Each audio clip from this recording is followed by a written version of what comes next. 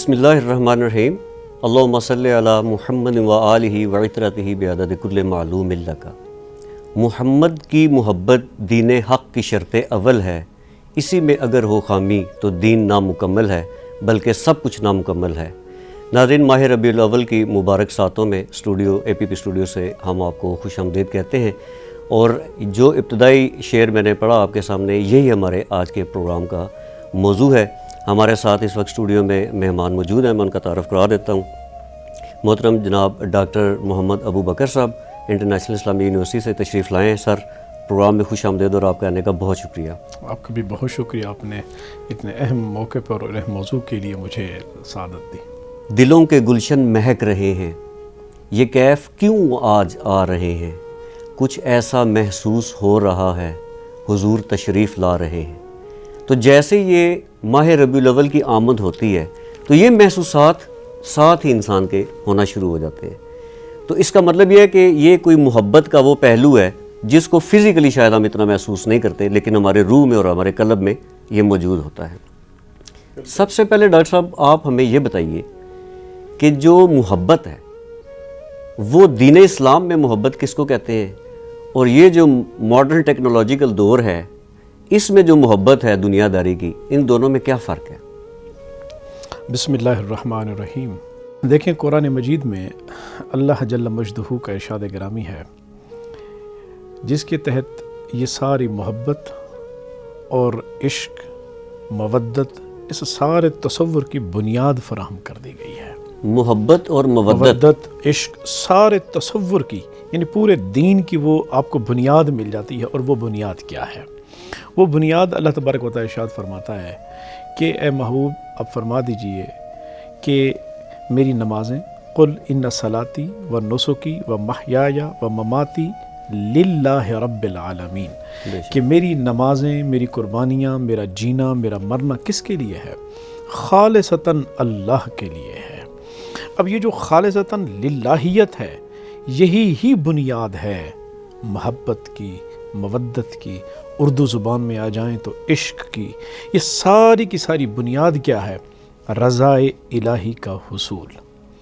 اب میں چاہتا یہ ہوں کہ اپنے رب کو میں راضی کر لوں، تو پھر مجھے وہ چیز ڈھونڈنی ہوگی جو میرے رب کی خوشنودی کا سبب بنے۔ تو ہمیں اپنے دین کے اندر جو قرآن و سنت کے اندر بتا دیا گیا وہ یہی ہے کہ قل ان کنتم تحبون اللہ فاتبعونی یحببکم اللہ۔ اور بات یہاں ختم نہیں کر دی کہ یحببکم اللہ یغفر لکم ذنوبکم واللہ غفور الرحیم، یہاں تک یہ خوشخبری بھی دے دی، یعنی کہ آپ کو معاف بھی کر دیا جائے گا۔ یعنی اللہ کی محبت کے طالب بن کے آ رہے ہو؟ ہاں جی، اللہ کی محبت کے طالب ہیں، ہم چاہتے ہیں کہ ہم اللہ سے محبت کریں۔ کہا آؤ ہم تمہیں ایک ایسا در بتا دیتے ہیں کہ اس دروازے سے گزرنے سے پہلے تم مقام محب پر فائز ہوگے، لیکن جیسے ہی اس دروازے سے گزر جاؤ گے پھر تم محب نہیں رہو گے، تم خود محبوب بن جاؤ گے۔ سبحان اللہ۔ اور وہ دروازہ کس چیز کا تھا؟ فاتبعونی، اطاعت مصطفی صلی اللہ علیہ وسلم کا دروازہ ہے کہ اس دروازے سے گزر جاؤ، اطاعت مصطفیٰ تمہارے کردار میں رچ بس جائے تو یحببکم اللہ، اب اللہ تم سے محبت کرے گا۔ اب اللہ تم سے محبت کرے گا، میرے محبوب کی اتباع کرو تو میں تمہیں اپنا محبوب بنا لوں گا۔ در مصطفیٰ سے پہلے تمہارا دعویٰ تھا کہ تم اللہ سے محبت کرتے ہو، اب در مصطفیٰ پہ تم آ چکے ہو تو اب تمہیں خوشخبری یہ سنا دی گئی ہے کہ اب اللہ تم سے محبت کر رہا ہے۔ اور پھر آگے دوسری خوشخبری بھی سنا دی، یغفر لکم ذنوبکم، چونکہ اب تم میرے مصطفیٰ کے در پہ آ گئے ہو، اب تمہیں یہ احساس ہو گیا ہے کہ اس لمحے سے پہلے جو تمہاری زندگی گزری ہے وہ تمہاری زندگی جہالت میں گزری، اللہ کی نافرمانیوں میں گزری۔ اب تم میرے در مصطفیٰ پہ آ گئے ہو تو تم اجلے ہو گئے ہو، اس لیے تمہارے پچھلے جو کیے ہوئے ہیں ہم نے مغفرت کر دی، بخش دیے، تمہیں معاف کر دیے۔ واللہ غفور الرحیم، اور بے شک اللہ تبارک و تعالیٰ بہت بخشنے والا اور رحمت والا ہے۔ یہ تو اس آیت میں پورا پیکج اللہ تعالیٰ نے اناؤنس کر دیا ہے ایک مومن کے لیے۔ تو ڈاکٹر صاحب یہ بتائیے کہ محبت رسول صلی اللہ علیہ وسلم، اس کا مطلب کیا ہے؟ کیا یہ اذکار ہیں یا کسی عمل کا نام ہے؟ دیکھیں، جو محبت ہے، ایک تو ہے کہ بھی میں زبان سے اس کا دعویٰ کر دوں، اور ہر وقت جہاں پہ بھی بیٹھو زبان سے. اور آپ کو پتہ ہے کہ دور سے جو شخص بیٹھا ہوا ہے جی اس تک میری آواز تو نہیں پہنچ رہی, جی لیکن میرا کردار پہنچ رہا ہے, میرے افعال پہنچ رہے ہیں, میرے اعمال پہنچ رہے ہیں. تو محبت کے لیے ضروری ہے کہ وہ آپ کے پورے پیکر میں اترنی چاہیے, پورے کردار میں اترنی چاہیے, صرف زبان سے نہیں. اسی لیے تو ایمان کی جو بنیاد قرار دی گئی تھی وہ قرار ہی یہ دیا گیا کہ اقرار باللسان و تصدیق بالقلب, جی جو کہ اعمال کا تعلق قلب سے ہے. اقرار باللسان و تصدیق بالقلب, قلب. کہ زبان جو کہہ رہی ہے تمہارا دل بھی اس کی گواہی دے رہا ہو, اس کی تصدیق کر رہا ہو. ٹھیک. زبان سے کہہ بھی دیا لا الہ تو کیا حاصل, دل و نگاہ مسلمان نہیں تو کچھ بھی نہیں. کچھ بھی نہیں. تو اس لیے محبت رسول صلی اللہ علیہ وسلم کے لیے یہ دیکھیں نا اسی آیت کریمہ کے اندر کہ ان کنتم تحبون اللہ, دعویٰ تمہارا ہے اللہ سے محبت کا, اور کروایا کیا جا رہا ہے فاتبعونی, میرے محبوب کی اتباع کرو. اور اتباع کیا ہے؟ اتباع زبان سے نہیں ہے, اتباع ہے کردار سے, اتباع ہے عمل سے. اب ہم اگر حضور نبی رحمت صلی اللہ علیہ وسلم کے جو اس روح زمین پر جو محبت اللہ کے محبوب سے اللہ کے نبی کے غلاموں نے کی ہے, صحابہ کرام نے کی ہے, وہ روح زمین پر تو اور کوئی کر بھی نہیں سکتا, نہ ہی اس کا کوئی دعویٰ کر سکتا ہے. ٹھیک. یعنی سرکار کا خود ارشاد فرما دینا ان کے مقام اور رفتوں کے لیے کافی ہے کہ میرے صحابہ کا اگر کیا ہوا صدقہ وہ چھوٹا سا بھی کیوں نہ ہو, اور ان کے بعد کے اگر کوئی لوگ احد پہاڑ جتنے اگر سونے بھی اگر صدقات دیتے رہیں تو صحابہ کے صدقات کو نہیں پہنچ سکتے. یہ ان کے لیے اللہ تعالیٰ نے ایک اعزاز اللہ کے نبی نے خود ارشاد فرما دیا. اب سوال یہ ہے کہ صحابہ کرام نے کس طرح حضور نبی رحمت صلی اللہ علیہ وسلم کی وہ اتباع کی, وہ اطاعت کی. احادیث مبارکہ کے اندر آتا ہے سیرت نبوی صلی اللہ علیہ وسلم میں کہ صحابہ صرف اس انتظار میں رہتے تھے کہ حضور نبی رحمت صلی اللہ علیہ وسلم کی زبان اقدس سے آپ کے دہن مبارک سے الفاظ نکلے کیا ہیں, پھر اس کے بعد وہ فوراً پوری کوشش کرتے تھے کہ اس پر بس عمل کیسے کرنا ہے. یعنی کہ تقویٰ کا یہ معیار تھا کہ وہ منتظر رہتے تھے. شاید یہی وجہ ہے کہ ایک دفعہ نبی پاک صلی اللہ علیہ وسلم نے دیکھا کہ کچھ صحابہ ابھی مسجد میں بیٹھ گئے ہیں, کچھ بیٹھ رہے ہیں, کچھ کھڑے ہیں, تو آپ صلی اللہ علیہ وسلم نے فرمایا کہ جو کھڑے ہیں وہ بیٹھ جائیں. تو ایک صحابی نے بیرون مسجد یہ آواز سنی, نبی پاک صلی اللہ علیہ وسلم فرما رہے کہ بیٹھ جائے, تو وہ وہیں پہ بیٹھ گئے. تو دوسرے صحابہ نے کہا بھی یہ حکم تو آپ کے لیے نہیں ہے. انہوں نے کہا میں تو اس سے مبرہ ہوں کہ یہ حکم کس لیے, میں نے سنا کہ نبی پاک صلی اللہ علیہ وسلم نے فرمایا کہ آپ بیٹھ جائے تو میں بیٹھ جاؤں. سبحان اللہ. بالکل صحابہ کرام کی اطاعت کا یہی انداز تھا. اور جب دیکھیں نا کہ ہماتن گوش ہونے کا, صحابہ کہتے ہیں کہ جب سرکار دو عالم صلی اللہ علیہ وسلم ارشاد فرماتے, اب خطاب فرمایا کرتے ہمارے ساتھ, ہم کلام ہوتے, ہم اس طرح آپس میں ہم اس طرح بیٹھے ہوتے ہو آپ کے سامنے کہ ایسے گمان ہوتا کہ شاید یہ خشک لکڑی کے تنے پڑے ہوئے ہیں, پرندے بھی آ کر ہمارے کندھوں پہ بیٹھ جاتے تھے, انہیں بھی اتنا گمان نہیں ہوتا تھا کہ یہ زندہ انسان بیٹھے ہیں. تو حضور نبی رحمت صلی اللہ علیہ وسلم کی سامنے ادب کا انداز ان کا یہ ہوتا تھا. اور اسی سے آپ اندازہ کر لیں اطاعت کا کہ ایک عورت حضور صلی اللہ علیہ وسلم کی ہجو کیا کرتی تھی, آپ کی شان میں گستاخی کرتی تھی. تو آپ نے ایک دفعہ یہ فرمایا کہ مجھے وہ عورت بہت تکلیف دیتی ہے. اگلے دن پتہ چلا کہ اس عورت کو قتل کر دیا گیا. تو آپ نے پھر پوچھا, آپ نے قسم دی کہ وہ کھڑا ہو جائے, تو پتہ چلا وہ نابینا صحابی تھے جنہوں نے جا کر اس عورت کا, کافرہ تھی اور سرکار دو عالم صلی اللہ علیہ وسلم کو اذیت دیتی تھی, تو صحابی نے جا کر, یہ تھا اطاعت کا عالم صحابہ کرام کے اندر کہ وہ حضور نبی رحمت صلی اللہ علیہ وسلم کی اطاعت میں اس طرح تھے. جب یہ حدیبیہ کا موقع آیا, صلح حدیبیہ کا, اور حضور صلی اللہ علیہ وسلم جب عمرے کی نیت سے صحابہ کرام کو لے کے گئے, مقام حدیبیہ پر تھے, تو انہوں نے سہیل بن عمر کو جاسوس بنا کے بھیجا. ابھی حضرت سہیل بن عمر اسلام قبول نہیں کیا تھا. جب وہ جاسوس بن کے گئے اور پھر واپس آئے, تو جو رپورٹ دی انہوں نے, پتہ رپورٹ کیا انہوں نے یہ دی کہ اے قریش, اگر تو تم یہ نیت رکھتے ہو کہ تم محمد صلی اللہ علیہ وسلم کے ساتھ جنگ کرو گے اور محمد تک پہنچ جاؤ گے, تو تم یہ خیال اپنے دل سے ہی نکال دو. وہ کہتا ہے کہ میں نے کیسر و کسریٰ کے میں نے دربار دیکھے ہیں, میں نے کیسر اور کسریٰ کے درباروں میں بھی ان کی شان نہیں دیکھی, وہ شان نہیں دیکھی جو ابھی کے ابھی میں محمد کے اس کے غلاموں میں دیکھ کے آ رہا ہوں. میں یہ دیکھ کے آ رہا ہوں کہ وہ لعاب دہن ڈالتے ہیں, وہ لعاب دہن ان کے جو ساتھ میں صحابہ ہیں وہ زمین پہ گرنے نہیں دیتے, وہ ہاتھوں پہ اٹھا لیتے ہیں اور اس پہ لڑتے جھگڑتے ہیں کہ یہ لعاب دہن میں لوں گا. کوئی اس کو پی لیتا ہے, کوئی اس کو چہرے پہ مل لیتا ہے. میں نے دیکھا کہ حضور نبی رحمت صلی اللہ علیہ وسلم نے وضو کیا اور صحابہ کوئی برتن لے کے کھڑا ہوا ہے, کوئی کپڑے لے کے کھڑا ہوا ہے, اور حضور کے جسم اقدس سے چھو کے جو پانی گرتا ہے وہ زمین پہ نہیں گرنے دیتے. کوئی برتن میں بھر لیتا ہے, کوئی پانی اور اپنے سینوں پہ مل رہے ہیں. اور جب آپ نے اپنے بال مبارک اتارے ہیں تو ان میں یہ جھگڑا پڑ گیا کہ یہ منہ مبارک میں لوں گا، یہ میں لوں گا. تو کہتے ہیں کہ یہ جو تم ہیں، اگر تم سمجھتے ہو کہ تمہیں محمد تک پہنچنا ہے تو اس سے پہلے ان کے جو پروانے کھڑے ہیں تم کبھی بھی وہ تمہیں اس تک نہیں پہنچنے دیں گے. یہ فاقہ کش کے موت سے ڈرتا نہیں ذرا، روح محمد اس کے بدن سے نکال دو. اچھا، یہ نسبت کے اوپر آتے ہیں. میں ذرا ادب کے بارے میں آپ نے بڑی زبردست ایک چیز بتائی ہے، تو یہ محبت اور ادب یہ دونوں ریلیٹیو ہے آپس میں؟ یہ محبت اور ادب کا بڑا ہی ایک جس کو کہتے ہیں لازم اور ملزوم تعلق ہے. جب تک ادب نہیں ہوگا محبت پیدا ہی نہیں ہوگی. ادب تو پہلے آئے گا، جب ادب آئے گا تبھی اس کے ساتھ آگے آپ محبت کے. اسی لیے اللہ تبارک و تعالیٰ نے قرآن مجید میں جو سورۃ حجرات، یا ایھا الذین آمنوا لا تقدموا بین یدی اللہ ورسولہ، اے ایمان والو تم اللہ اور اس کے رسول سے پہل مت کرو. ٹھیک ہے. اب یہاں پر جو پہل ہے، اب اللہ سے پہل، اللہ تو پاک ہے ان چیزوں سے کہ کوئی مخلوق اسے پہل کر سکے.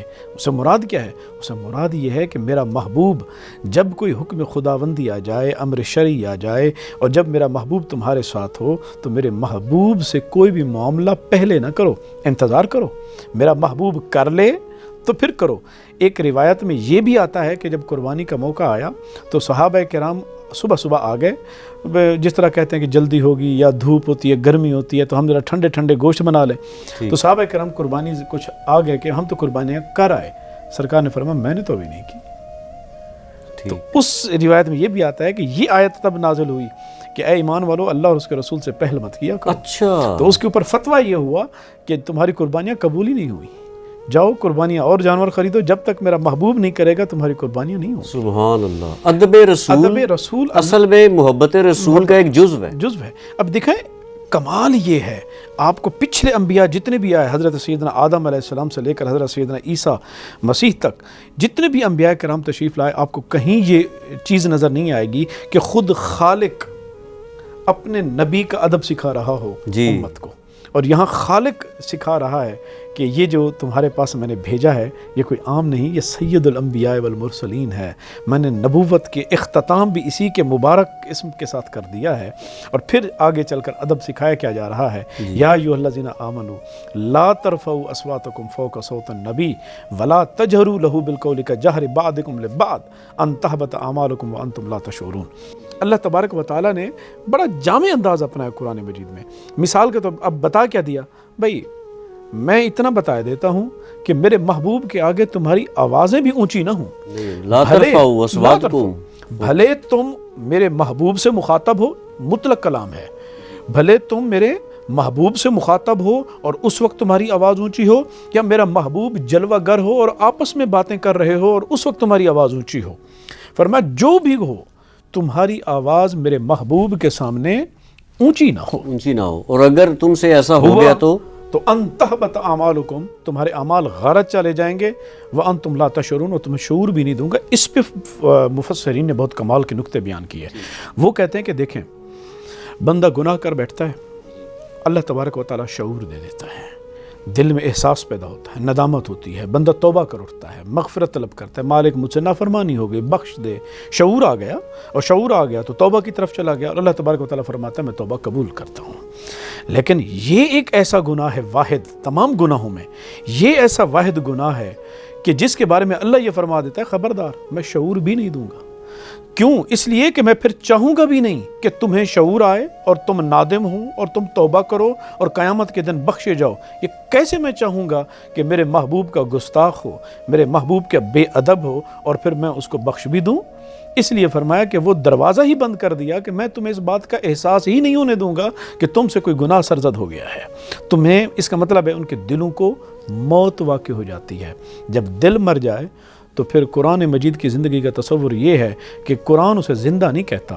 اسلام میں قرآن مجید کی جو موت اور حیات کا تصور ہے وہ ایک الگ فلسفہ ہے. یعنی ہماری میڈیکل کہتی ہے کہ بھی نبض چل رہی ہے تو انسان زندہ ہے. قرآن کہتا ہے کہ اگر دل زندہ ہے تو بندہ زندہ ہے، بھلے منو مٹی تلے دفن ہی کیوں نہ ہو جائے. تو وہ صدیوں تک اللہ تبارک و تعالیٰ اسے زندہ رکھتا ہے. تو اور اگر اس کا دل مردہ ہے، بھلے وہ اس کی نبض چل رہی ہے، قرآن کہتا ہے وہ زمین کی دھرتی پر اپنے کندھوں پر اپنی لاشوں کا بوجھ اٹھائے پھر رہے ہیں، اس کے علاوہ اور کچھ بھی نہیں ہے. تو اسی لیے شاید اقبال نے یہ فرمایا تھا خاموش اے دل بھری محفل میں چلانا اچھا نہیں، ادب پہلا کرینہ ہے محبت کے کرینوں میں. بالکل. تو ادب رسالت میں جنہوں نے گستاخی کی، ادب کا پروٹوکول پورا نہیں کیا، تو ایک ہاتھ سے اشارہ کیا تھا نبی پاک صلی اللہ علیہ وسلم کے لیے ابو لہب نے، تو پوری صورت نازل ہوگی تبت یدا ابی لہب. وہاں پہ بھی مفسرین نے لکھا، کہا کہ اس نے تو یہ کہا تھا کہ اے محمد صلی اللہ علیہ وسلم آپ کا ہاتھ ٹوٹ جائے. اس نے یہ کہا تھا کہ آپ نے ہمیں اس کام کے لیے بلایا، جو کہ جب آپ نے صفا کی چوٹی پر پہلی دفعہ پیغام دیا کہ لوگوں میں تمہیں دین کی طرف بلاتا ہوں، تو وہ پیغام دیا تو پھر وہ غضبناک ہو گیا نا، چچا تھا ابو لہب، تو اس نے کہا کہ آپ کا ہاتھ ٹوٹ جائے. تو وہاں پر یہ آیت کریمہ صورت نازل ہوئی تھی کہ وہاں پہ اللہ تعالیٰ نے فرمایا کہ ابو لہب تمہارے دونوں ہاتھ ٹوٹ جائیں. یہاں پر مفسرین ایک اور نقطہ بھی اٹھایا، انہوں نے کہا کہ دیکھیں جب ابو لہب نے یہ بات کی، زبان رسالت مآب سے جواب نہیں نکلا. اس کی وجہ کیا تھی؟ وہ کہتے ہیں کہ اب پچھلا طریقہ دیکھیں، جس نبی پر انگشت اعتراض دراز ہوئی ہے، جس نبی پر کوئی بہتان کوئی بھی امت کی طرف سے لگا ہے، اس نبی نے جواب خود دیا ہے. ٹھیک. حضرت عیسیٰ علیہ السلام، حضرت بی بی مریم پر تہمت لگی، حضرت عیسیٰ علیہ السلام جھولے میں تھے.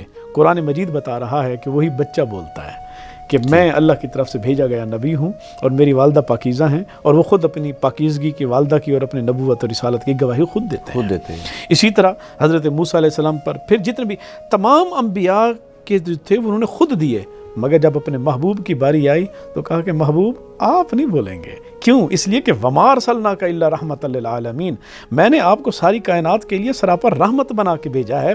کوئی یہ نہ کہہ دے کہ کیا جو کائنات کے لیے رحمت ہوتا ہے وہ یوں جواب دیتا ہے. اس لیے محبوب آپ جواب نہیں دیں گے، جواب ہم دیں گے، اور ایسے دیں گے کہ دنیا دنگ رہ جائے گی کہ تبت یدا ابی لہب وتب، ابو لہب تم نے ایک ہاتھ کی بات کی تھی اور وہ اشارہ بھی میرے محبوب کی طرف کیا، تمہارے دونوں ہاتھ ٹوٹ جائیں.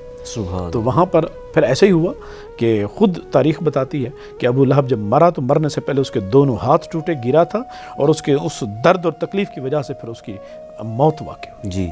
اور پھر اس کی بیوی کے ساتھ بھی جو بتایا گیا اسی طرح ہوا کہ اس کے گلے میں وہ رسی. اور اگر اس کی بیوی کا دیکھیں، بیوی آئی اور وہ بڑی بد زبان عورت تھی، سرکار دو عالم صلی اللہ علیہ وسلم کے سامنے بیٹھ کر، مطلب سامنے آئی اور اونچی آواز میں وہ آ کر اول فول بولتی رہی.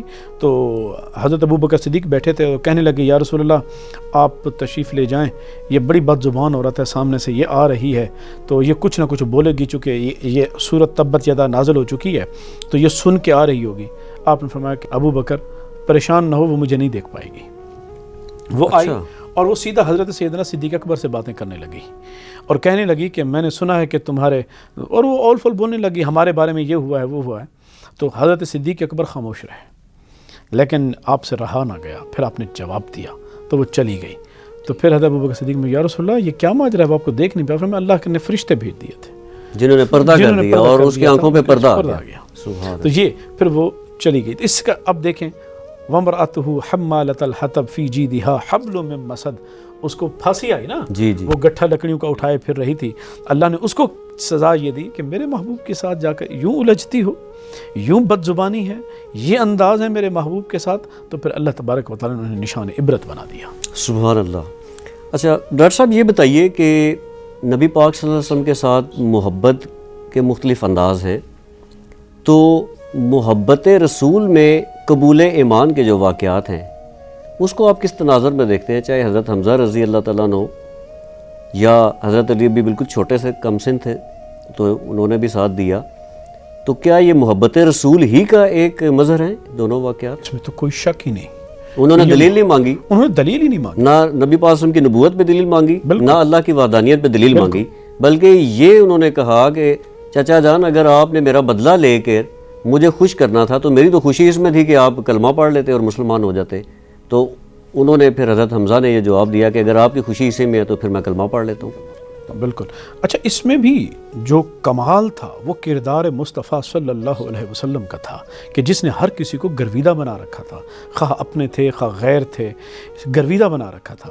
اور وہ یہ تھا کہ 40 سالہ وہ اگر جو رب حضرت عیسیٰ مسیح سے جھولے میں نبوت کا اعلان کروا رہا ہے تو کیا جس رات کو 12 ربیع الاول کو حضرت سیدنا آمنہ کی گود میں لال تشریف لا رہے ہیں اور کائنات کے فرشتے بھی خوشیاں منا رہے ہیں، کیا اس زبان رسالت میں آپ صلی اللہ علیہ وسلم سے اعلان نہیں کروایا جا سکتا تھا؟ لیکن حکمت تھی کہ 40 سال تک انتظار کروایا، 40 سال تک جو ہے وہ ایک کردار پیش کروایا، بچپن انہی میں گزروایا، لڑکپن اسی میں گزروایا، جوانی اسی میں گزاری، یہ سارا کا سارا شباب بھی انہی میں گزروایا جا رہا ہے۔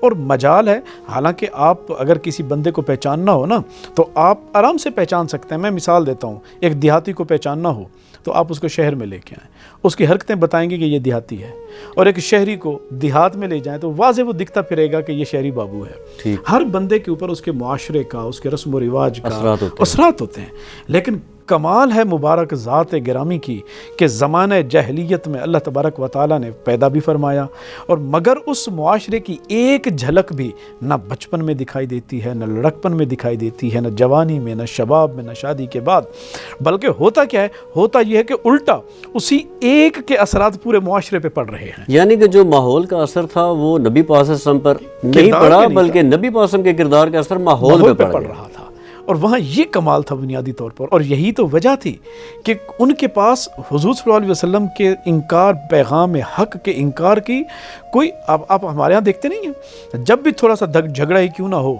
لوگ جو دوست ہوتے ہیں ایک دوسرے کے راز اچھالنا شروع کر دیتے ہیں، راز بھی ایک دوسرے کے سامنے ان کا کردار بھی اعلیٰ پیش نہیں ہوتا، اندر کی باتیں کرید کا سامنے لا رہے ہوتے ہیں۔ دشمنی آتی ہے تو پھر یوں لوگ گر کر آتے ہیں، یعنی وہ دشمن جتنے گرے ہوئے بھی تھے ان کے سامنے ایک بھی نقطہ ایسا نہیں تھا جو کردار مصطفیٰ پہ انگشت اعتراض دراز کر سکتے۔ سبحان اللہ۔ تو وہ خود بھی کہتے تھے، ہم یہ نہیں کہتے کہ محمد آپ جھوٹے ہیں۔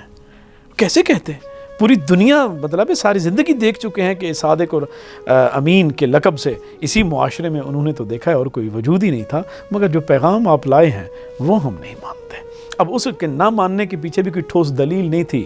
وجہ کیا تھی؟ وہ خود انہی کی زبانوں نے کہا کہ اگر آج ہم محمد کو مان لیں تو سردار تو یہ بن جائے گا، پھر سرداری ہمارے حصے میں تو نہیں رہے گی، مال و دولت تو لوگ اسی کے پاس جا کر رکھیں گے، سیم و زر ہمارے پاس تو نہیں آئے گا۔ انہیں دنیا کی محبت نے آ لیا تھا جس کی وجہ سے انکار حق کر بیٹھے، ورنہ ذات رسالت میں آپ صلی اللہ علیہ وسلم تو بالکل ایک نمونہ تھی۔ اور یہی وجہ تھی کہ حضرت سیدنا صدیق اکبر، جس وقت آپ نے نبوت کا اعلان کیا، حضرت سیدنا صدیق اکبر یمن گئے ہوئے تھے جی، اور یمن میں ایک آپ کی سیرت میں آتا ہے کہ یمن کے بازار میں آپ پھر رہے تھے تو کسی نے وہاں ایک بوڑھے نے آپ کو کہا کہ آپ عرب سے آئے ہو، تو کہا کہ آخری نبی ہوں گے اور تم اس کے دوست ہوگے۔ تو آپ کہتے ہیں کہ میں نے تو اس بوڑھے کی بات کو ویسے ہی آئے گا کر دیا۔ جب میں واپس آیا تو میری والدہ نے مجھے بتایا کہ تمہیں پتہ ہے کہ تمہارے دوست نے نبوت کا اعلان کیا ہے؟ کہتے ہیں میرے علم میں نہیں ہے۔ دروازے پہ دستک ہوئی، سرکار تشریف لائے، تو پھر سرکار نے ارشاد فرمایا ابو بکر میں نبی ہوں اور میں تمہیں یہ دعوت حق دیتا ہوں۔ تو حضرت سیدنا صدیق اکبر نے بغیر کسی دلیل مانگے حضور نبی رحمت صلی اللہ علیہ وسلم پر ایمان لائے۔ تو صحابہ کرام جو آپ کو حضور صلی اللہ علیہ وسلم کے جو خلفاء، یہ جو قریبی آپ کو دوست نظر آتے ہیں، یہ بغیر دلیل کے آئے تھے اور بغیر کسی اس چیز کے معجزہ مانگ کے آئے تھے۔ تو یہ ہے کہ صحابہ کرام محبت رسول میں ان کو ایمان نصیب ہو گیا۔ اچھا ڈاکٹر صاحب، وقت بہت کم ہے، یہ تو ٹاپک ان لمیٹڈ ہے، اور ایک نشست میں شاید اس کو گفتگو کو وائنڈ اپ کرنا میرے لیے بھی تو ناممکن ہے، لیکن آپ کے لیے بھی مشکل ہوگا کیونکہ اس میں بہت ساری جہتیں ہیں ابھی۔ وہ تو مشہور ایک شعر ہے، مجھے ماں حضر نہیں کہ تیری اوصاف کا ایک باب بھی پورا نہ ہوا، کہ سارے قلم بن جائیں اور کچھ بھی ہو جائے اور آپ کے اوصاف لکھنے پہ بیٹھ جائیں تو ایک چیپٹر بھی پورا نہیں ہوگا۔ حفیظ طائب رحمۃ اللہ علیہ کا ایک نعتیہ کلام ہے، تو انہوں نے فرمایا ہے خوشبو ہے دو عالم میں تیری اے گلے چیدہ، کس منہ سے بیاں ہوں تیرے اوصاف حمیدہ۔ تو اب بات یہ ہے کہ ہم تو نام لکھوا رہے ہیں اس فہرست میں اپنا کہ کم از کم نام ڈال جائے، ورنہ شاید ہم تو اس قابل نہیں ہے کہ وہ پروٹوکول یا وہ الفاظ کا چناؤ پورا کر کے، بلکہ ہم کیا، حضرت حسان بن ثابت نے تو 1400 سال پہلے ہی اپنی نعت میں یہ فرما دیا تھا بالکل کہ ایسا کوئی آیا ہی نہیں، کسی ماں نے ایسا جنا ہی نہیں۔ تو عینی احسن من کا لم تلد النساء اجمل من کا، یہ وہ جو آپ کے تھے کہ بھی کانک قد خلقت کما تشاء، یہ الفاظ جو تھے کہ گویا کہ آپ کو ایسے پیدا کیا جیسے آپ کی چاہت تھی، آپ کو حسب منشا پیدا کیا، ایسے پیدا کیا جیسے آپ کی چاہت تھی۔ سبحان اللہ۔ تو حضرت شاہ عبدالحق محدث دہلوی جنہوں نے مدارج النبوت لکھی، انہوں نے بھی سپاس نامہ جب پیش کیا آپ کی اس اوصاف کا لکھا وہ بھی یہ بات کر کے ختم کر دیتے ہیں، وہ کہتے ہیں یا صاحب الجمال و یا سید البشر من وجهک المنیر لقد نور القمر لا يمکن السماء کما کان حقہ بعد از خدا بزرگ توئی قصہ مختصر۔ انہوں نے کہا میں کیا کہوں، بعد از خدا بزرگ تو ہی قصہ مختصر۔ لا تو یہ یمکن الثنا، ممکن ہی نہیں جو حق ہے آپ کی اوصاف حمیدہ کو بیان کرنے کا وہ ہم حق ادا کر ہی نہیں سکتے۔ حضرت واصف علی واصف رحمۃ اللہ علیہ نے فرمایا تھا کہ پیغمبر کی بات باتوں کی پیغمبر ہوتی ہے۔ اب ہم تو اسٹوڈنٹ ہیں، یہ چیزیں پڑھ کے سمجھنے کی کوشش کرتے ہیں۔ اگر میں اس کو تھوڑا سا یہ کہہ دوں کہ نبی پاک صلی اللہ علیہ وسلم کا کردار بھی کرداروں کا پیغمبر ہے، نبی پاک صلی اللہ علیہ وسلم کا اخلاق بھی اخلاقیات کا، تمام اخلاقیات کا پیغمبر ہے، کیونکہ نبی پاک صلی اللہ علیہ وسلم کی بات باتوں کی پیغمبر ہے۔ بالکل تو نبی پاک صلی اللہ علیہ وسلم کا حسن کردار، حسن اخلاق اور جو آپ کا ظاہری جمال اور حسن تھا، یہ سارا اکٹھا کریں۔ میں نے آپ سے دریافت کرنے کی کوشش کی، محبت رسول کے بارے میں کچھ بتائیے، ادب رسول کے بارے میں آپ نے بات کی، اتباع رسول کے بارے میں بات کی، تو یہ کوئی سائنٹیفک ایسے لگتا ہے کہ ایک ہی مرکز کے گرد ساری چیزیں گھوم رہی ہیں۔ تو یہ راز پا نہ سکا میرا عشق بے ثبات، تو کائنات حسن ہے یا حسن کائنات۔ ناظرین اکرام، پروگرام کا وقت ختم ہوا چاہتا ہے، پھر اگلے پروگرام میں ہم ڈاکٹر صاحب کو دوبارہ مدعو کریں گے اور گفتگو مزید تھوڑی سی ایکسٹینسو کرنے کی کوشش کریں گے۔ فی الحال ہمارے جانب سے اتنا ہی۔ ڈاکٹر صاحب آپ کا اسٹوڈیو میں تشریف لانے کا بہت شکریہ۔ ہمیں امید ہے کہ ناظرین کو یہ پروگرام پسند آیا ہوگا، اور جو باتیں، جو سوالات ہمارے اور تشنگی رہ گئی ہے، کوشش کریں گے اگلی کسی نشست میں ان کو پورا کیا جائے۔ تب تک کے لیے اجازت دیجیے۔ السلام علیکم ورحمۃ اللہ۔